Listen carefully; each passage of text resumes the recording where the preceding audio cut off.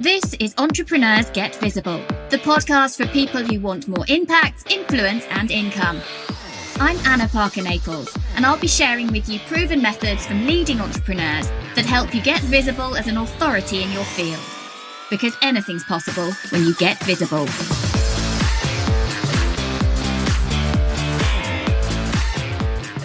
Hey there, so welcome to today's episode. We are joined today by Danny Clarke, who is an absolute legend in helping people really work an evergreen system for their business. So we're going to be talking today about what you need to do to set your business up to scale evergreen. So hey, Danny, and welcome to the show. Hey, Anna, thanks for having us. I know that you believe there are some things, fundamental things people are getting wrong with evergreen. So talk us through what you see that is failing miserably for people when they try this for themselves. Yeah, I wouldn't say it's that people are getting wrong with evergreen as such. I think it's stuff that people are perhaps getting wrong with their business, just some fundamental, simple errors, omissions that isn't really through any fault of anybody's. It's just the way that we've been taught, especially since around 2016, 2017, when there's a real big push onto the online space where more people started following the funnel model, which then led into the launch model. Not that I've got anything against launching. I think they're great, but it just means that a lot of people have got stuck into this idea and process of how everything needs to be done, where actually there is some fundamental differences and changes in the way that you can build your business. Because if we go pre-2017, a business didn't launch, a business was just open for business. Mm-hmm. And I think sometimes with Evergreen, we try to overcomplicate and convolute what it actually is. It's just a business that's open for business. The challenge with that is when you're open all the time is actually scaling, because it requires a lot of structure and systems. It's like having a very small grocery store and trying to turn it into a big, huge multi-chain empire across the world. How do you scale that when it's a person of one kind of doing all the things? It's system, structure, it's organization. So that's what allows for Evergreen to happen. I think a lot of people are treating Evergreen at the moment of, I'm just going to run a 7-day funnel. I'm going to put it out on my email list once a week when I send an email out. Yeah. That's kind of ish Evergreen, but it isn't maximizing what is possible for people. So I'd love to help people see the massive potential of structuring their business the right way with some pretty simple evergreen ideas, actually. So what doesn't work then? What aren't people getting right when they're moving from a launch process in their business, which, as you said, there's a lot of that in the online space. When people are at the stage where they want to move to evergreen, where are they letting themselves down? What potential aren't they seeing? Yeah, and again, it's just to stress, it's not that it's not working. I do not want people to misconstrue this. I'm saying you cannot use launches, you should not use 5-day challenges, because it all can work. A lot of this data and information came to us because we did a study. This was in early 2021. There was 10,317 business owners that took part. We did this ourselves. We hosted it ourselves. We asked the questions direct to this audience. And two things that came back that were really significant to us. The first of which was 98% of the people asked, and they're all online business owners. So coaches, course creators, agencies, that type of stuff. And 98% of them did not have a follow-up sequence that lasted for more than 7 days. So that means a retargeting campaign through paid traffic. It means an automated email sequence that drops after a lead magnet. It means just picking up the phone and speaking to somebody for 7 days, or just manually dropping them a message via Facebook Messenger. 98% did not do it for longer than 7 days, which means many of those actually don't even get to 7 days. So that's a problem, first of all. The second thing, though, that was really fascinating, if we ignore tripwires and low-cost offers, stuff that's like for self-liquidating your adverts, proper stuff, mid to high-ticket items, how long does it take on average from someone coming into your world, your ecosystem, stepping through the front door, how long does it take the average sale to happen? And the answer was 43 days. Now, we had to corroborate that. We need to make sure it worked, because we had over 10,000 people. The average was that. So we tested it against our data. We got it to 42 days based on our clients. And, that's 130,000 people, 5,000 personal clients over a 6-year period. Like, it's a pretty decent sample size that we could do for our own business. We then tried it against our clients. And again, that is 42 days. So 43 days, it's 6 weeks that came up. We looked outside of that. We looked at other studies. Google, for example, the data shows there's 27 exposures before somebody makes a purchase on average online. Well, if you just take the weekends out over 42 days, you're pretty much at 27 exposures once a day. So it really starts to just cement itself that this is legitimate data that a lot of people can apply to their business. The thing, though, that then becomes what at first we saw as a problem, then we realized was an opportunity for people, was that 98% are only marketing up to 7 days, but it's taking 43 days for someone to buy on average, which means there's a gap of 36 days where the majority of their clients, the average, because the average just isn't a person in the middle, the average is the core bulk of clients, not the ideal client, an outlier, that 1, 2, 3%, the core bulk of their clients are not being marketed to for the length of period of time that they need. This then throws up all sorts of, things. It's fascinating. It's fascinating. Well, the thing is, like, so many people, I've never come across a business owner that does not say that we care about our clients, we want to look after them, we want to offer great customer service. And when someone becomes a client, I know that's true because people care. But actually, majority of businesses from this data we can see are out of complete congruency with their marketing to the way that actually they believe and perceive themselves to be conducting the way that they look after their clients. Because they're using FOMO, short promotions, they're doing scarcity. Exactly. I mean, even if you do not the bro marketing stuff, right? People are kind of like more against these days. You don't use the deadlines. You don't use the value stack. You don't use the bonuses. Again, those things can work. And if it's right for you, it's right for you. But even if you try to do it like in air quotes, ethically, right? Which people are jumping on to wanting. Oh, everyone loves those words at the moment. Ethical, authenticity, integrity. They are the words that have been done to death that they mean nothing. But yes, we'll let you have the air quotes. But let's just say, right, you're doing all the right things as such then. Still, you get to 7 days, 10 days, you're not actually giving that person, your customer, their best possible journey experience because they're dropping off an automation which is designed to onboard them. And then all that's happening is they're either dropping into your social media, which is a risk because you can't ensure that they are staying within that ecosystem, or it's a weekly email at best. Well, a weekly email, it's not to say that the content's not great, but it's like giving someone a page of a book, but not in the right order because an email is 5 minutes to write, 3 minutes to read. And so there is no clear, simple path to follow. And everybody knows about success paths and roadmaps and success journeys that you give a client. Yeah. But what if you took that process and gave it to every single lead that came into your world? What difference would that make, not only to their experience, which is better for them, but also how much better is that for you? Because actually you can guide people over a much greater period of time at a much larger capacity of scale where you can generate far higher conversions as well. So it just becomes this win-win-win scenario. And what I really love about it is I just know that the majority of people won't ever do it. Because the truth is, something like this is hard work. Yeah. Now, I quite like that actually, because if I just do a funnel with a 7-day email sequence, I know that anyone could funnel hack me. In fact, I've had it. I'm sure you've probably had it, Anna, over the years where people have copied you. Yeah. When you start building a serious business, and you really start building an asset that you can use for the next 10, 15 years to develop and grow your business, something that is longer, something that is designed ideally for your customer, you all of a sudden build a business which is very secure and safe from people trying to rip it off and copy it. Because people won't do that depth of content. Exactly that. So it makes a real difference to people from the data that we've got from our clients. And this is not with any different lead sources, because that's one of the things we stress with people, because whenever we build this out for our clients, especially on the done for you side, like it becomes, you know what it's like, you start putting energy and effort into something, you start all of a sudden, well, I'm going to chuck some money at it for Facebook ads and it can muddy the water. We say to people, don't change anything, lead generation. Just do what was and then what is, like the difference between the two.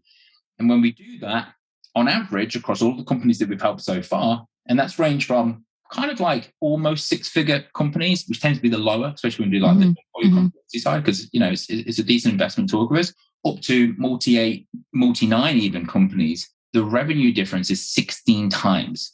Wow, that's incredible. It's insane. And there's so many really interesting things that happen. Like one of the things that we never, ever expected. So this happens 3 weeks in after 21 days. Marketing 101 says you have a tripwire. The reason for the tripwire is to self-liquidate the campaign, but also you have a tripwire because it opens the wallet, right? Somebody buys something at a low price, they're more likely to buy something at a higher price.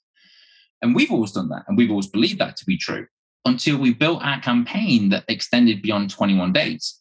And actually what we found, based on this particular funnel that we built at the time, it was about 20% conversion on a tripwire. So 80% haven't. So there's a lot more that haven't than did.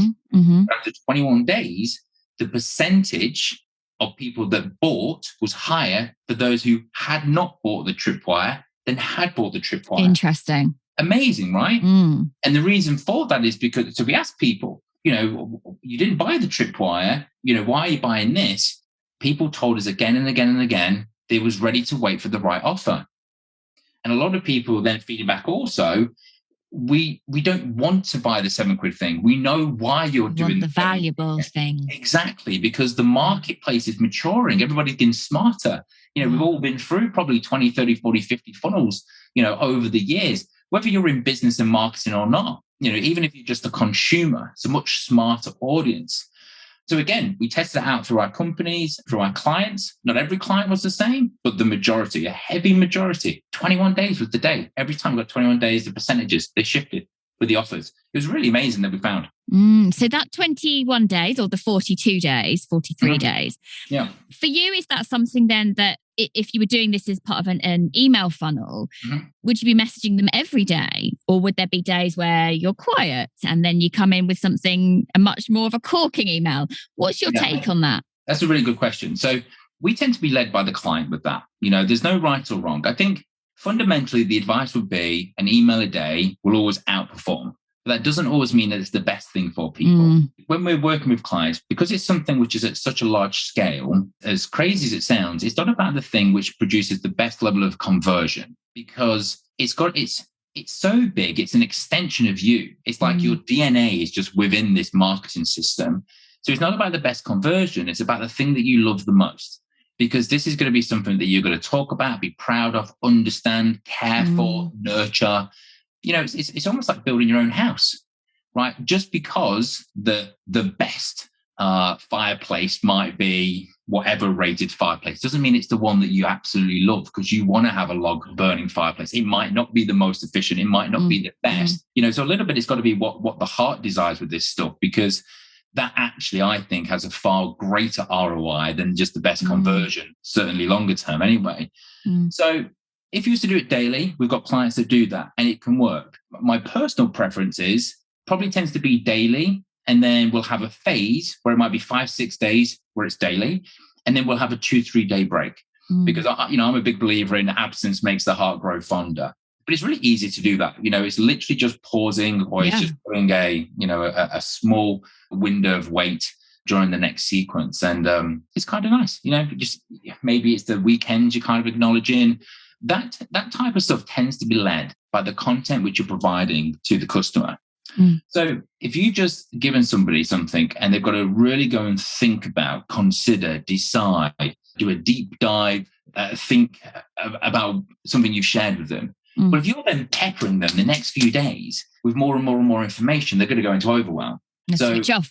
Exactly. So sometimes you've got to give the breathing space so people can have the time to consider and decide and think, on what you're doing. And then sometimes they need a bit more information. There's periods where we have 2 or 3 emails that kind of like, 1, 2, 3 within the same day, because it's the right thing for where the majority of people will be at that particular time. So, there's not an exact science to it. It's just one of those things which over time, over years, you test, you tweak, you adapt, you leave the ego at the door. It's not what you think it's best. It's what performs best. And away you go.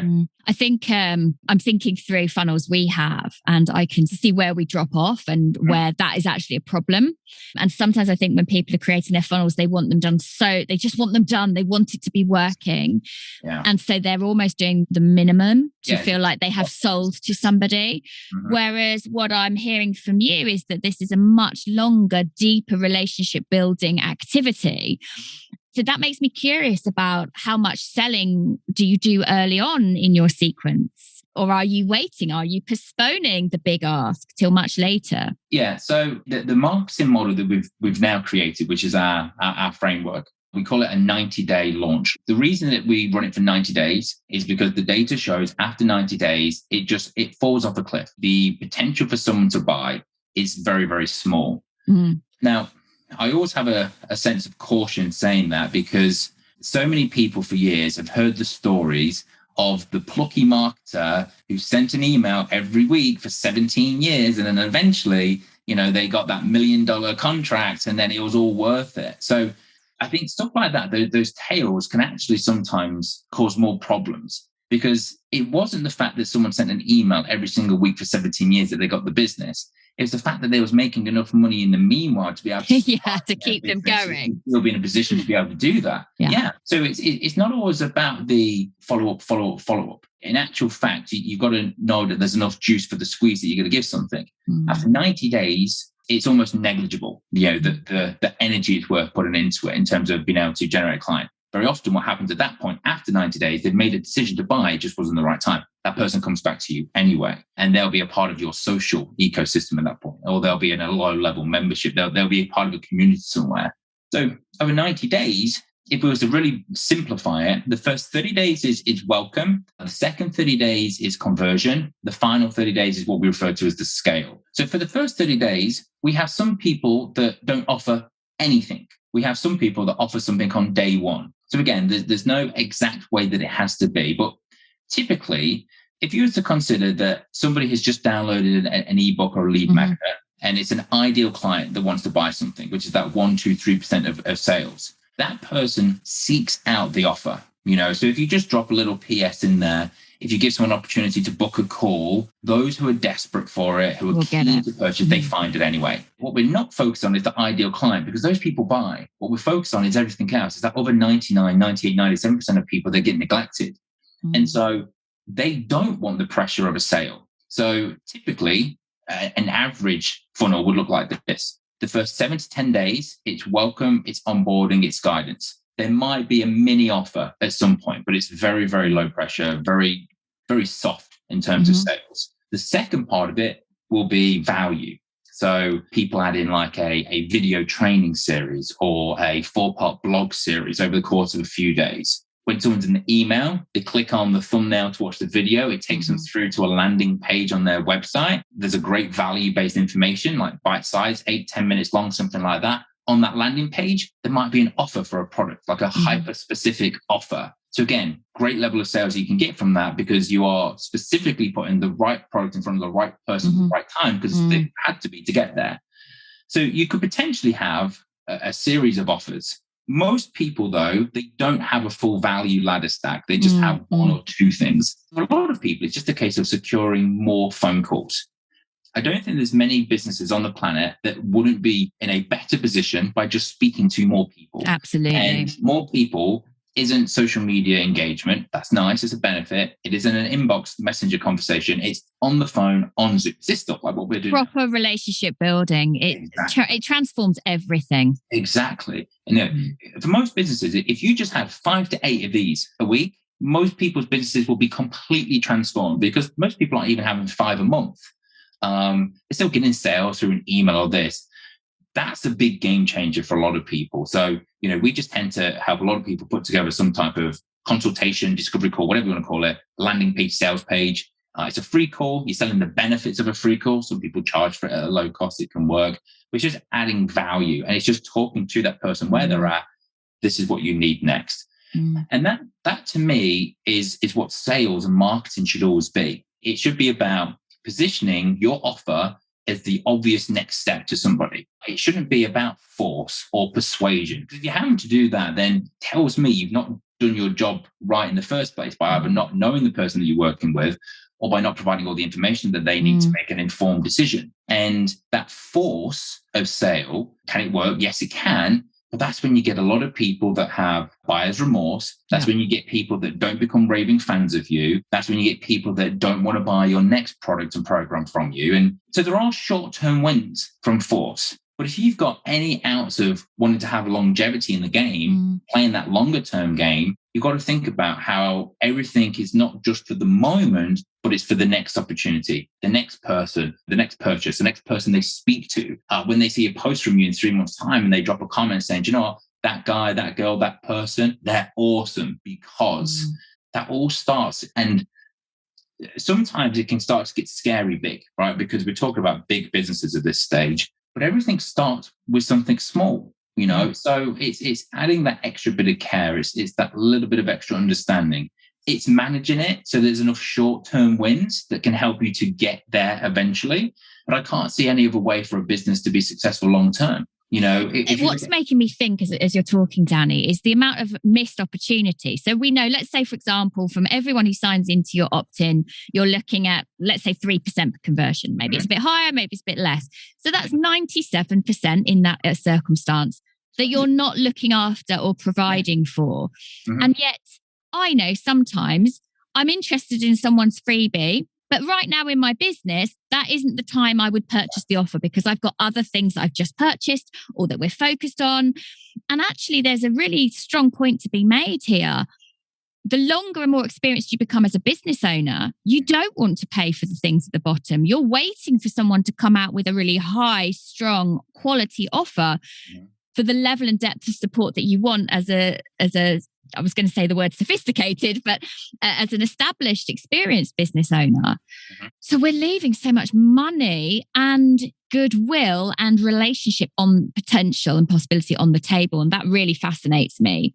I know that a member of my team has been really involved in following your work a lot recently and absolutely sings your praises. And I know that you have a really strong freebie or training that you have. So would you be willing to share that with our audience today, Danny? Yeah, sure. So we basically break down, it's a little PDF that we put together. It's an entry point. So there's nothing that's going to be too big, too complicated. It's an entry point. You can find that at easypeasybusiness.com/start, START, start. After that, it then drops you into our launch loop, which, we've not gone into full detail about that.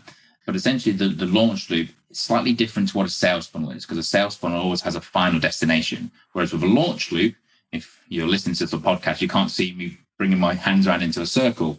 A launch loop, the simple idea is one sale becomes 2 leads. And so it becomes a self-fulfilling funnel, which then allows you to have this infinite scalability.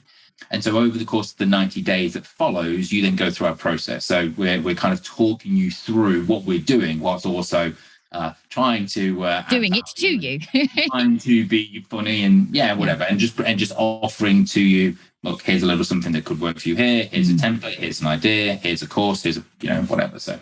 Yeah, fabulous. I think that, I'm pretty sure that people listening are going to be thinking, okay, there's something I'm missing in my business here.